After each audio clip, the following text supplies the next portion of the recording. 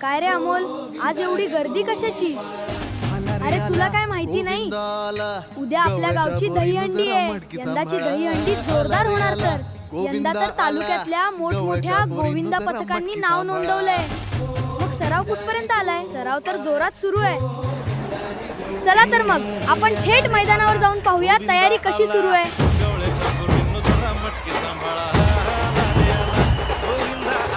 बघ ना, स्टेजची तयारी झालीये, लाइटिंग लागलीये, भगव्या झेंड्यांनी सजलंय.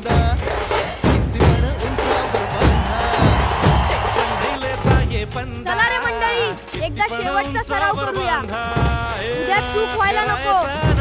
गोविंदा आला रे आला.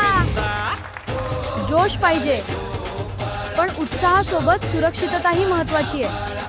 हो दादा. अमोल बघ, मैदान आता पूर्ण भरायला लागलंय. हो, लहान मुलांपासून आजोबांपर्यंत सगळे दहीहंडीची वाट पाहतायत.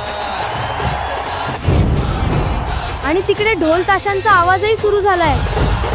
आता फक्त एका घोषणेची वाट आहे. मग आपल्या गोविंदांचा जल्लोष. मंडळी तयार आहात ना?